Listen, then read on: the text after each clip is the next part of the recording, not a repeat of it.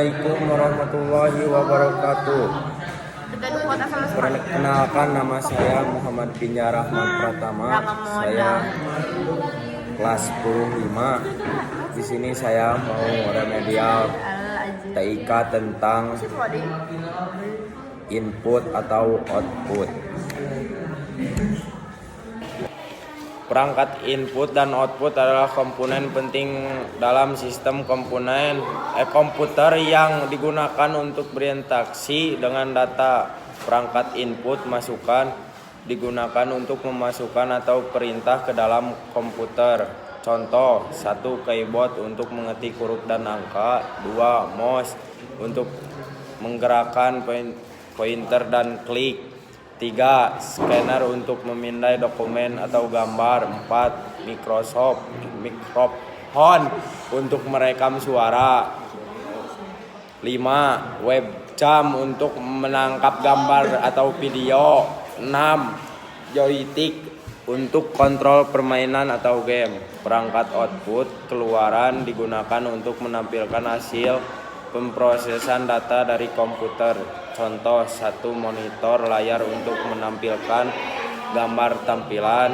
2. Printer untuk mencetak dokumen atau gambar. 3. Speaker untuk mengeluarkan suara. 4. Proyektor untuk menampilkan gambar ke layar besar. 5. Handphone untuk mendengar suara secara pribadi. Perangkat input atau output ganda. Beberapa perangkat bisa berfungsi sebagai input sekaligus output. Contoh, 1. Layar sentuh. 2. Modem. 3. flash disk. Layar sentuh touchscreen input, sentuhan output tampilan. Berikut adalah jenis-jenis topologi jaringan komputer yang umum digunakan. 1. Topologi bus. Semua perangkat terhubung ke suatu kabel utama backbone. Kelebihan murah dan mudah dipasang. Kekurangan, jika kabel utama rusak, seluruh jaringan terganggu. 2. Topologi ring cincin. Perangkat terhubung membentuk lingkaran tertutup. Kelebihan, data mengalir dalam suatu arah sehingga lebih rapi. Kekurangan, jika satu mode rusak, jaringan bisa putus kembali ke awal lagi. 3. Topologi setar bintang. Semua perangkat terhubung ke satu perangkat pusat. Hubungi atau switch. Kelebihan, jika satu kabel rusak tidak mengganggu yang lain. Kekurangan, jika hubung rusak semua koneksi mati. 4. Topologi mesh. Setiap perangkat terhubung langsung ke semua perangkat lain.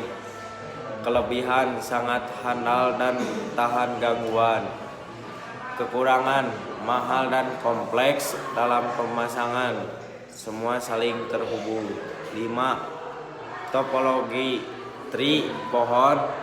Gabungan dari topologi star dan bus, terdiri dari banyak hubungan yang terhubung dalam bentuk bertingkat.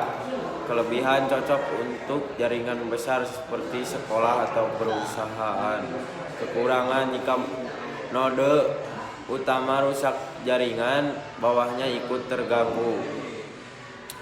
6. Topologi hybrid. Gabungan dari dua atau lebih topologi, misalnya setar tambah ring. Kelebihan, fleksibel dan mudah dikembangkan. Kekurangan, mahal dan pengolahan lebih rumit. Di sini saya mau menjelaskan topologi jaringan. Topologi jaringan adalah cara atau metode untuk menghubungkan perangkat komputer node satu sama lain, baik secara fisik maupun logis, sehingga membentuk suatu jaringan. Topologi ini tidak hanya menjelaskan bagaimana perangkat terhubung, tetapi juga bagaimana data ditransfer dalam jaringan tersebut. Pengertian lebih lanjut.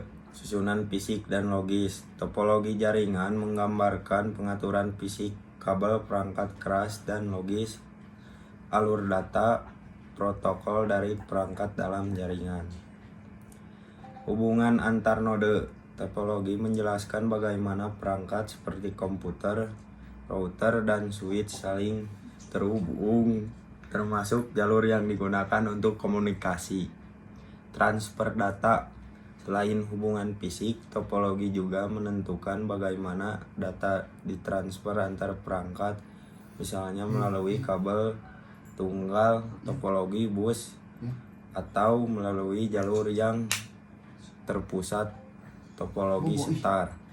Penting untuk desain jaringan. Pemilihan topologi yang tepat sangat penting dalam membangun jaringan, mempengaruhi kinerja, biaya, dan kemudahan pengolahan. Contoh topologi jaringan. Topologi bus menggunakan satu kabel utama untuk semua perangkat. Topologi setar, semua perangkat terhubung ke satu titik pusat hub atau switch. Topologi ring, perangkat terhubung dalam lingkaran dengan data berjalan searah. Topologi mesh, setiap perangkat terhubung ke setiap perangkat lain. Topologi tree, gabungan topologi bus dan membentuk struktur. Topologi hybrid, kombinasi dari berbagai topologi dasar. Pemahaman topologi jaringan sangat penting bagi administrator jaringan untuk merancang, mengelola, dan memecahkan masalah pada jaringan. TIK, Teknologi Informasi dan Komunikasi dan Informatika adalah dua bidang yang berhubungan dengan teknologi informasi, tetapi memiliki fokus dan cakupan yang berbeda. TIK lebih luas, mencakup semua bentuk teknologi yang digunakan untuk mengomunikasikan dan berbagi informasi, sementara informatika lebih spesifik, mempelajari teori dan praktik pengolahan informasi dengan bantuan komputer. TIK, Teknologi Informasi dan Komunikasi. 1. Definisi. TIK adalah semua bentuk teknologi yang digunakan untuk mengirim, menyimpan, menciptakan, membagikan, atau memerlukan informasi. 2. Cakupan, termasuk komputer, internet, jaringan komunikasi, perangkat lunak, dan berbagai teknologi lainnya yang digunakan untuk mengelola dan menyampaikan informasi. 3. Fokus, penerapan teknologi dalam kehidupan sehari-hari seperti komunikasi melalui email, media sosial, atau internet. Informatika. 1. Definisi.